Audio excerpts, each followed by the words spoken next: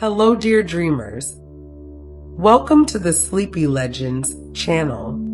Tonight, let the modern world drift quietly into the distance. Imagine a warm night beneath unfamiliar stars, somewhere far beyond the edges of ancient Greece. The air carries the scent of cedar smoke and dust from distant roads. In the darkness, travelers gather around flickering campfires and speak in hushed voices of a king who seemed less like a man and more like a legend.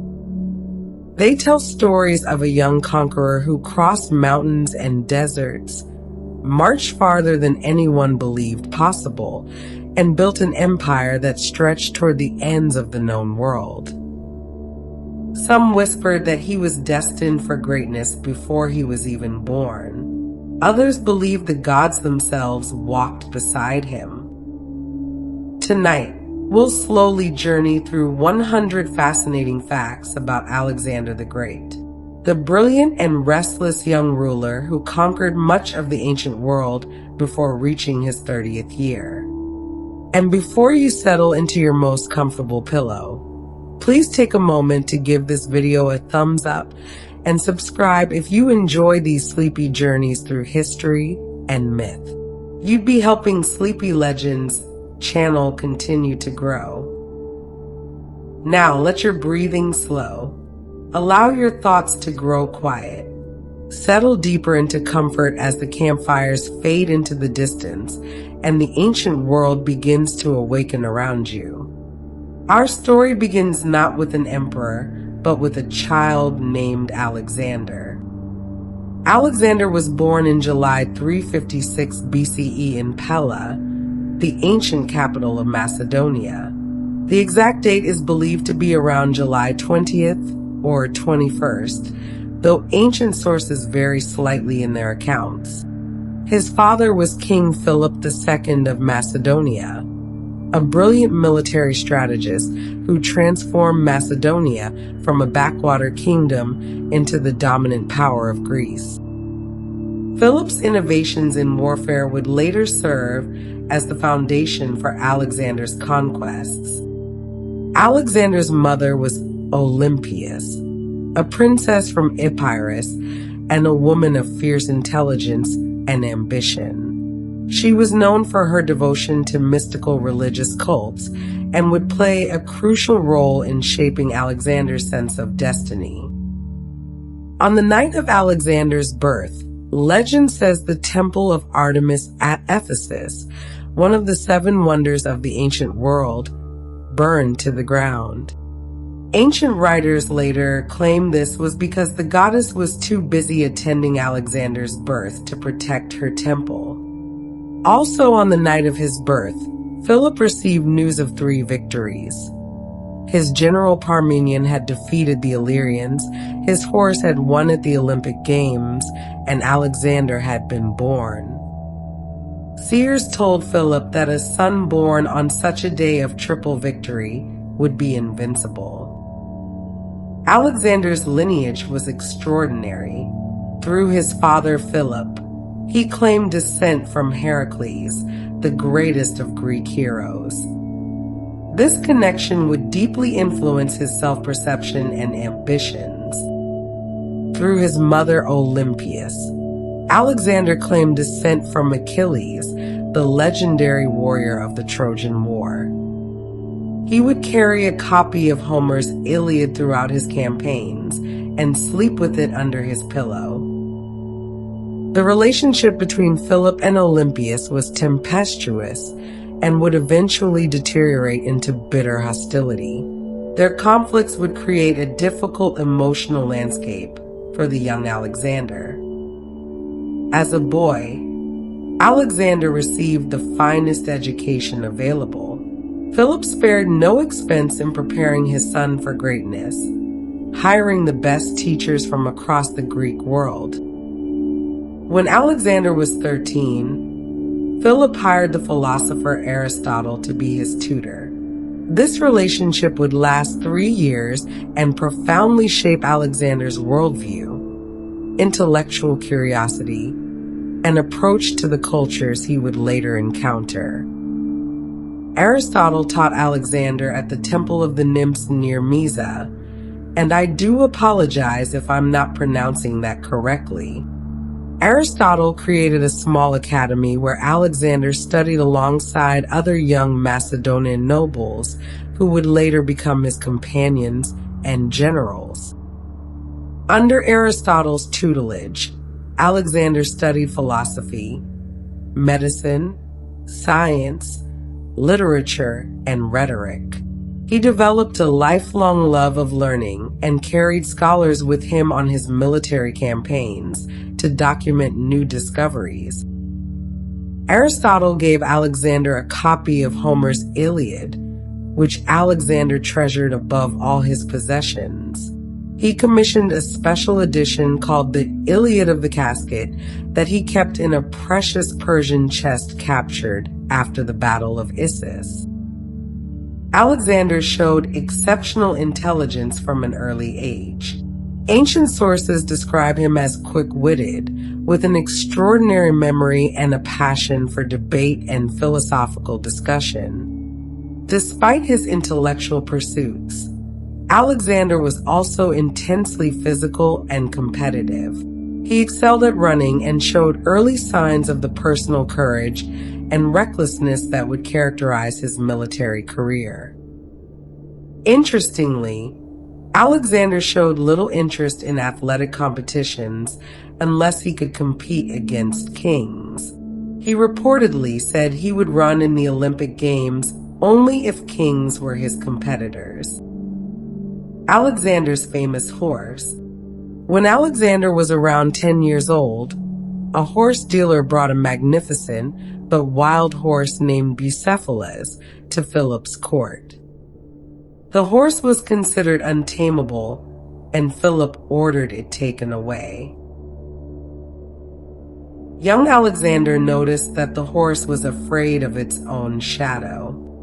He asked his father for a chance to tame it, wagering the price of the horse against his ability to succeed.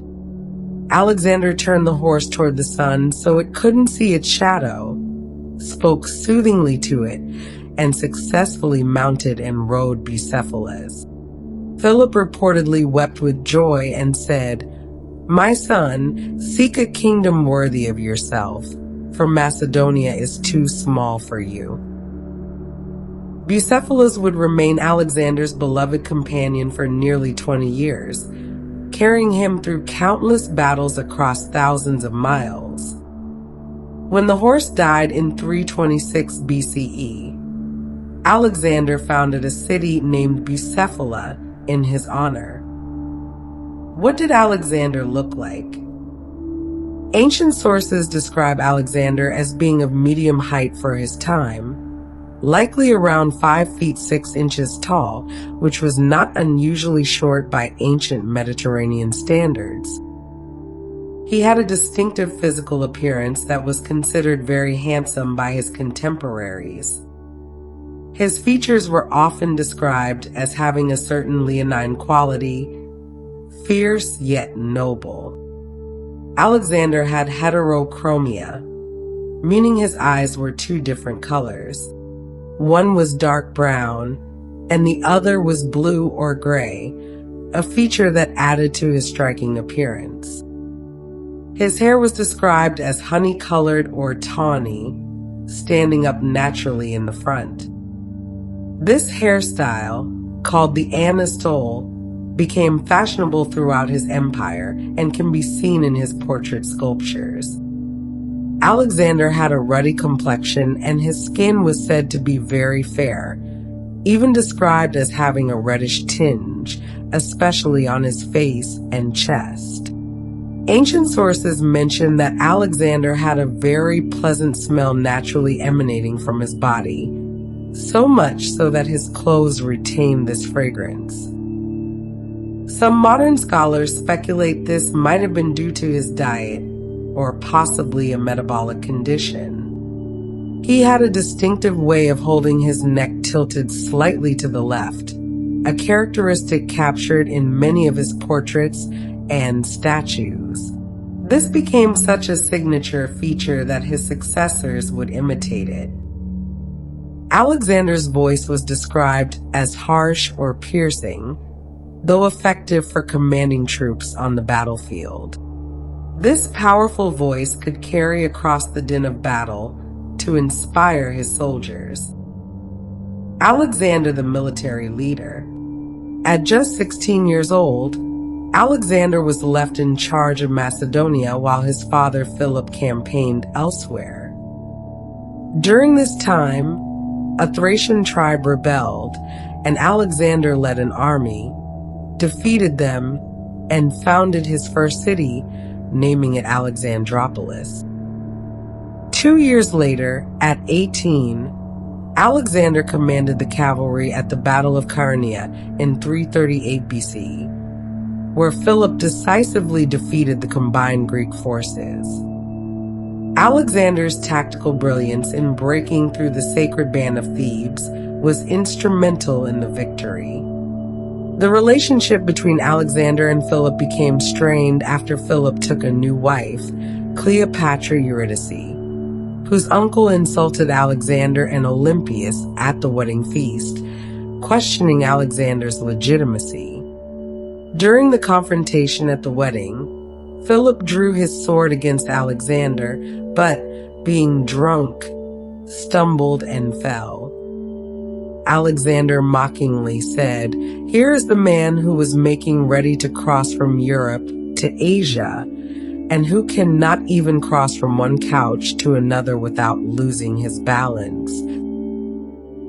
Alexander and his mother Olympias fled Macedonia after this incident, seeking refuge in Epirus and Illyria.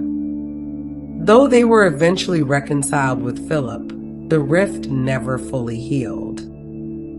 In 336 BCE, when Alexander was just 20 years old, Philip was assassinated during the wedding celebrations of Alexander's sister.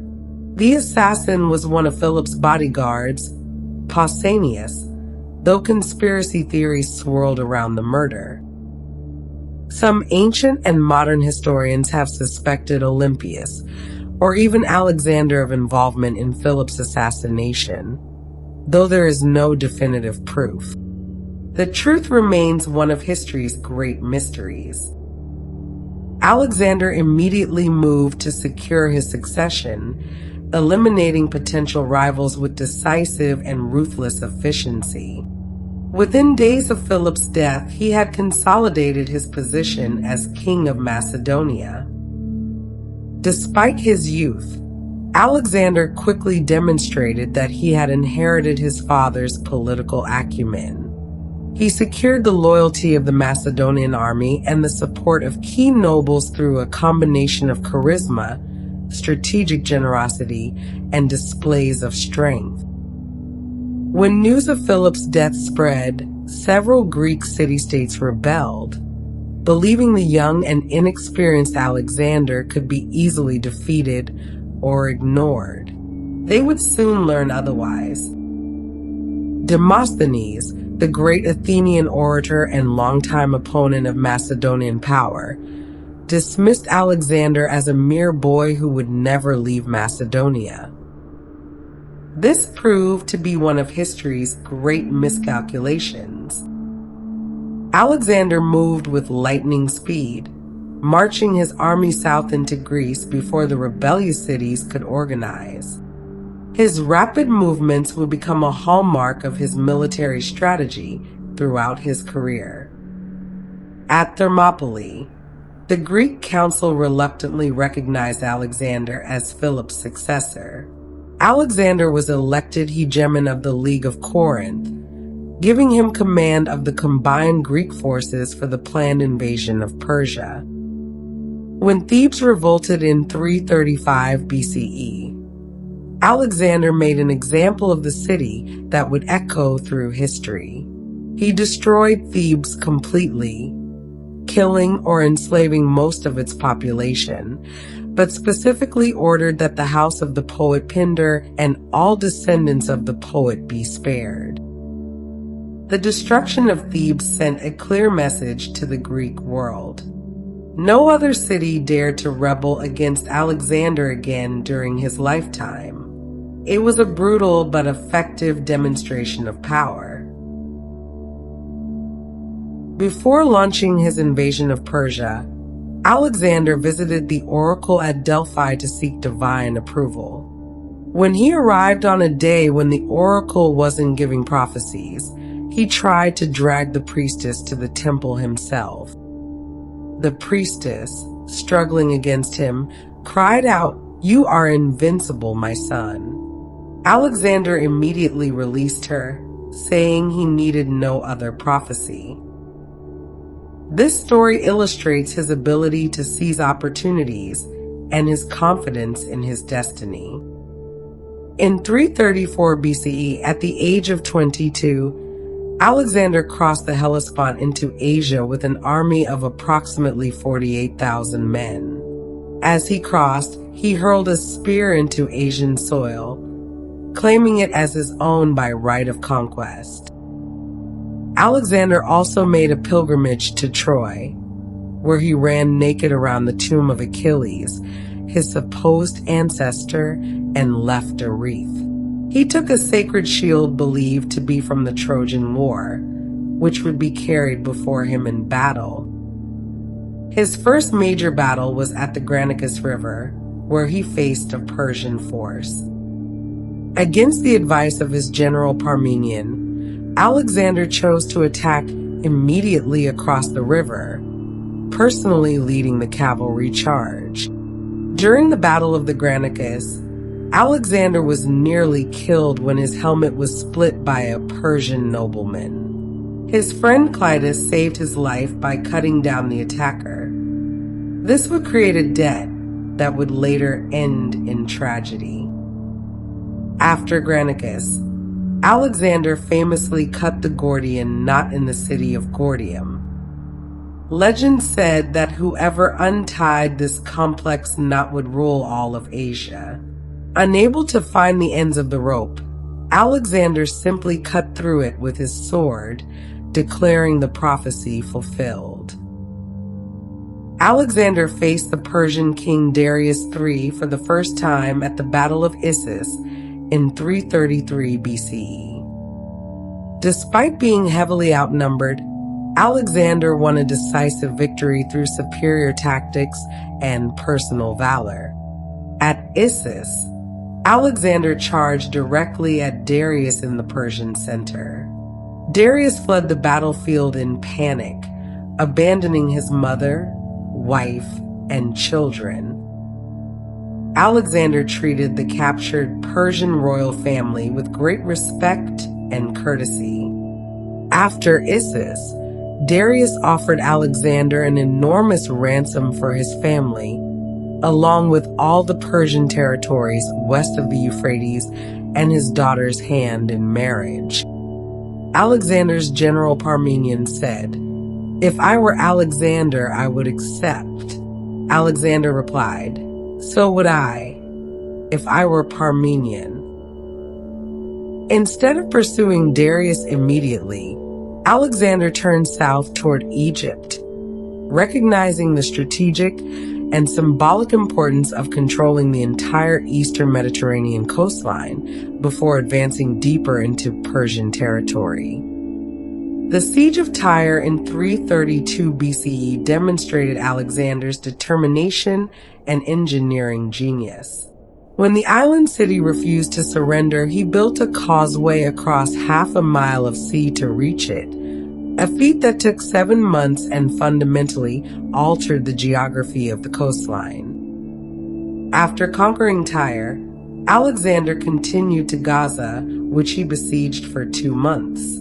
The city's commander, Battus, refused to surrender even under torture. Alexander, in a rage, had Battus dragged to death behind a chariot, imitating Achilles' treatment of Hector. When Alexander entered Egypt in 332 BCE, he was welcomed as a liberator from Persian rule. The Egyptians, who had chafed under Persian domination, saw Alexander as their savior.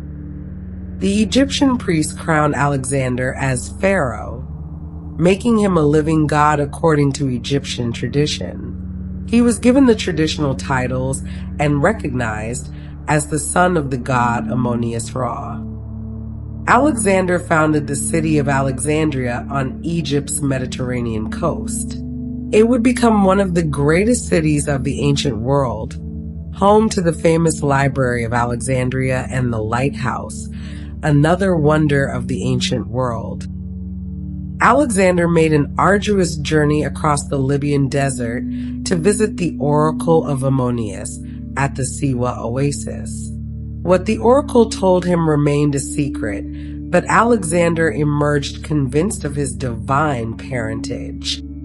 After Siwa, Alexander began to present himself as the son of Zeus Ammon. While this was acceptable in Egyptian and some Greek contexts, it would later cause tension with his Macedonian companions who saw him as mortal.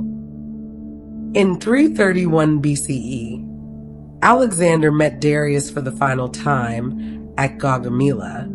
Darius was the king of Persia. Darius had assembled the largest army ever seen in the ancient world, with estimates ranging from 100,000 to over 250,000 men, including war elephants and side chariots. The night before Gaugamela, Alexander's generals found him studying maps and planning. While his men nervously awaited the battle, Alexander slept so soundly that Parmenion had to wake him. When asked how he could sleep, Alexander replied that he was relieved to finally face Darius in open battle rather than chasing him. At Gaugamela, Alexander employed his signature tactic, holding his line steady while seeking a gap in the enemy formation, then personally leading his companion cavalry in a devastating charge directly at the enemy commander. Once again, Darius fled the battlefield and his army collapsed. The Persian Empire, which had stood for over 2 centuries, was effectively finished. Alexander was now the undisputed master of the known world.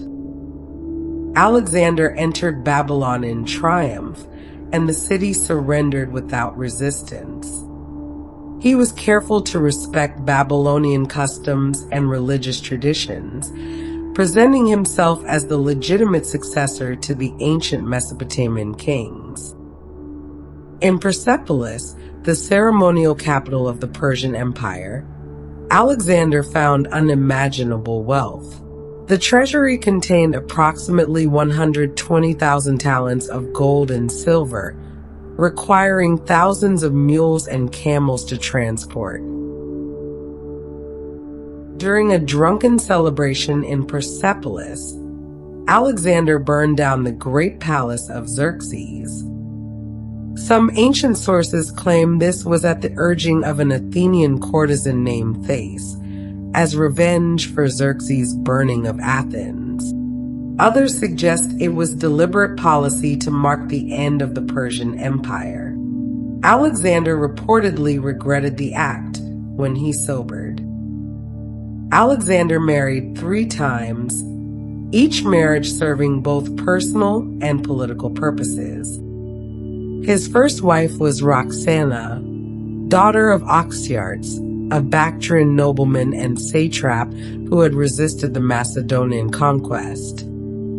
He married her in 327 BCE in the spring. Roxana's name comes from the ancient Iranian word meaning shining, radiant, or little star.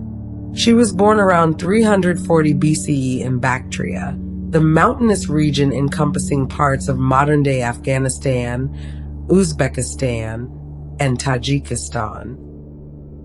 When Alexander met her, she was approximately 16 years old. The circumstances of their meeting became the stuff of legend. Roxana's father had taken refuge in an impregnable mountain fortress called the Sogdian Rock. When its commander mockingly told Alexander he would need winged soldiers to capture it, Alexander sent 300 skilled climbers up the sheer cliffs at night. 30 died in the ascent, but the survivors reached the summit at dawn, and the fortress surrendered in amazement. Among the captives was Roxana. Ancient sources describe her as extraordinarily beautiful, with luxuriant dark hair and sparkling eyes. Many who saw her claimed she was the most beautiful woman in all of Asia, even surpassing the legendary beauty of Darius's wife. She was described as having a majestic bearing and graceful manner that captivated all who encountered her. According to the historian Plutarch, Alexander first saw Roxana when she performed a traditional dance at a banquet held by her father after the surrender. The young conqueror was immediately smitten. Though she was technically a prisoner of war, Alexander treated her and her family with great respect and courtesy. While Alexander's passion for Roxana was genuine, the marriage was also politically brilliant. By marrying the daughter of a prominent local nobleman, Alexander sent a clear message that he intended to unite Macedonian and Eastern cultures. The marriage helped pacify the rebellious Bactrian and Sogdian regions and made the local armies more loyal to his cause. The wedding was conducted according to traditional Macedonian customs, rather than Persian ones. In a symbolic gesture, Alexander cut a loaf of bread with his sword and shared it with Roxana, sealing their union. His Macedonian companions disapproved of the match, preferring he marry a Greek or Macedonian, but Alexander's decision proved strategically sound. Roxana accompanied Alexander on his campaigns into India, demonstrating her courage and devotion. Tragically, she gave birth to their first child near the Aesis River in November 326 BCE. The infant son died in infancy, a loss that deeply affected both parents. Ancient sources suggest the child may have lived for about 9 months before succumbing to illness. After the loss of their first child and Alexander's return from India, Roxana remained in Susa while Alexander continued his campaigns.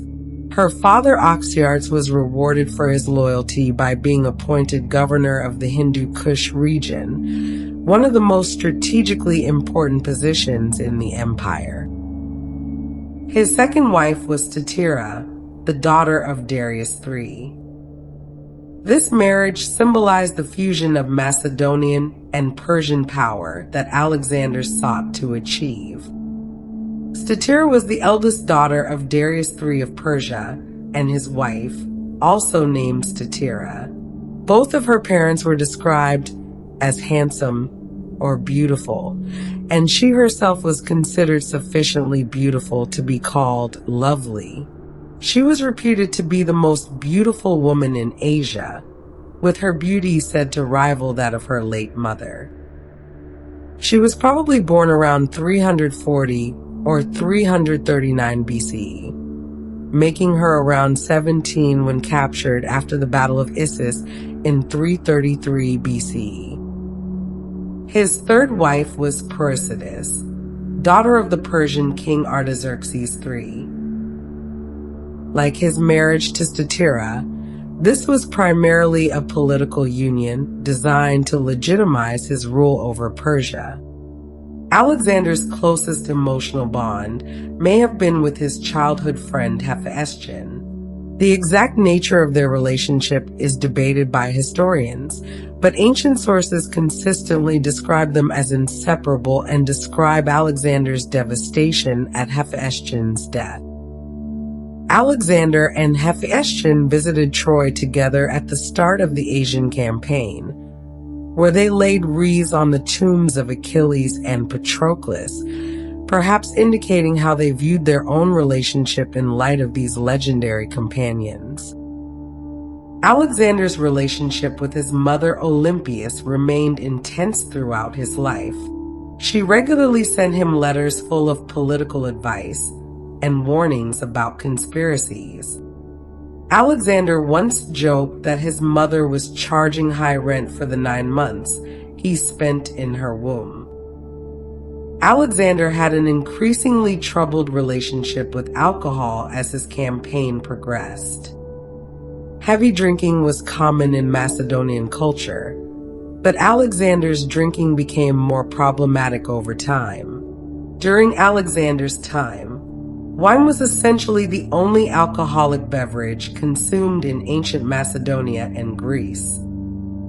There was no beer, spirits, or other alcoholic drinks as we know them today. Wine was consumed by Greek nobles at around a pint daily.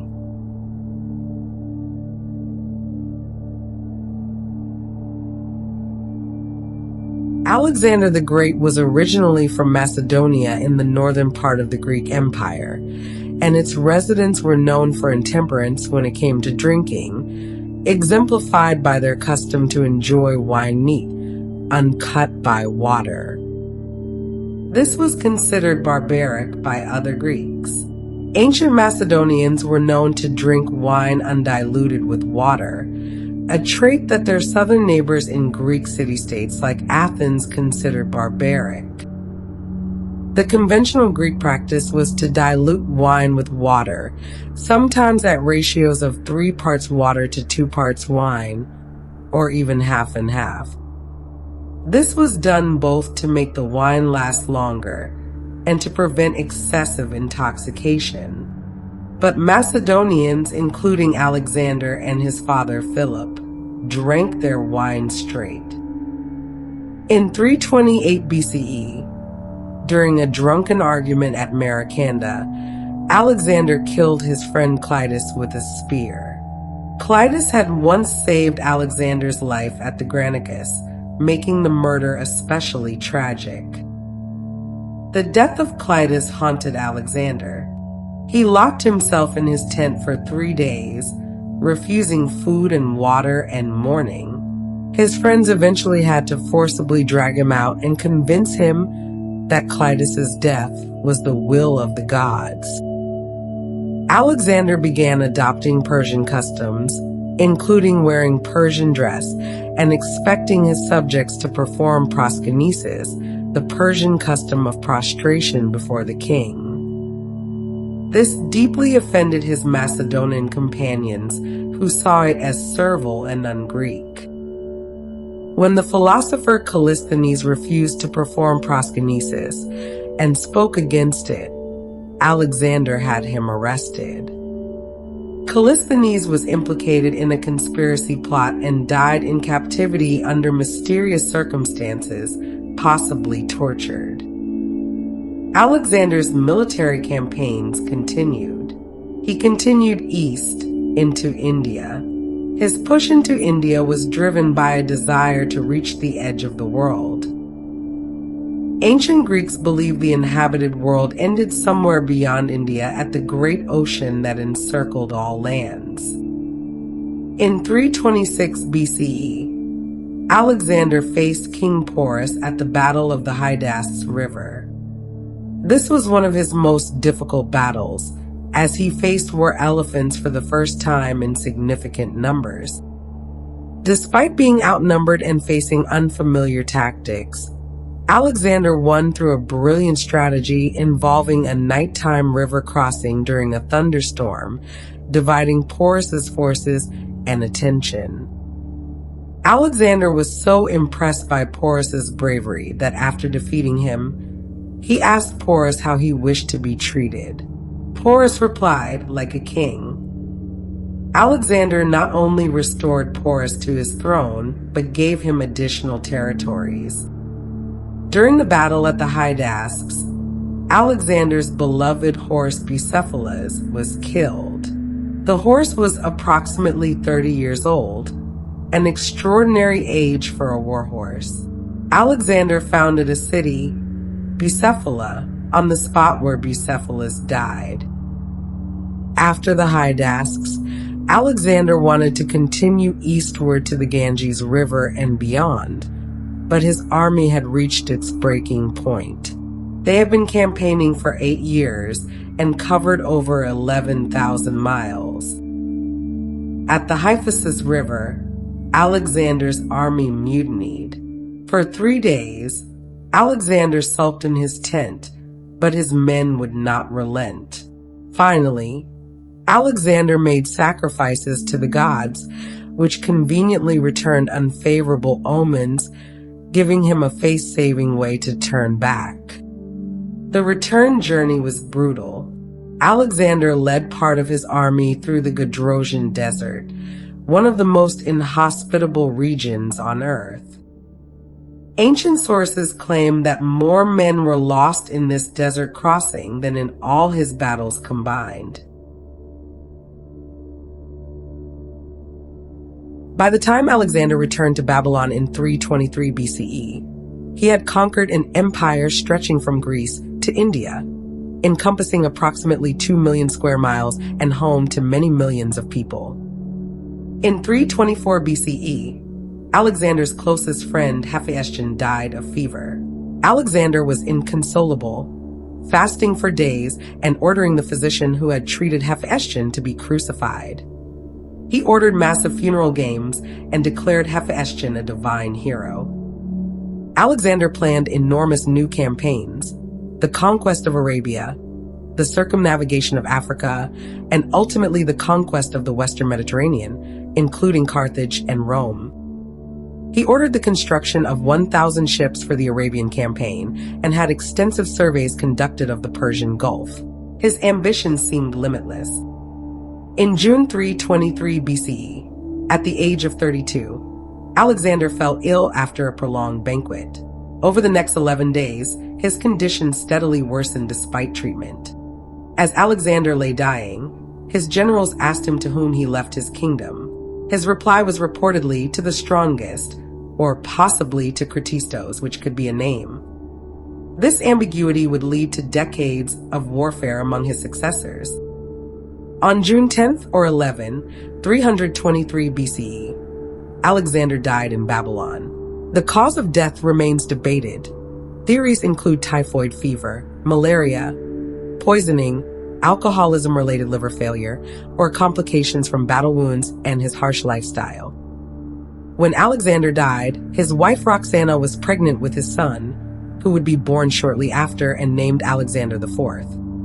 Sadly, both Roxana and Alexander IV would be murdered in the wars of succession that followed.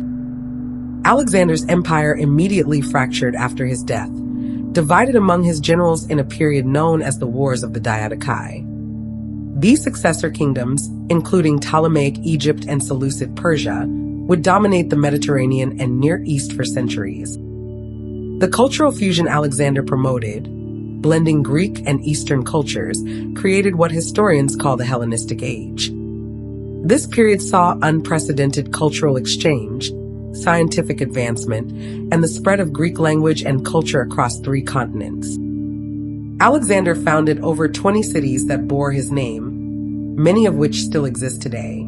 Alexandria in Egypt remains the most famous, but others flourish from Afghanistan to Turkey, serving as centers of Greek culture and learning in distant lands.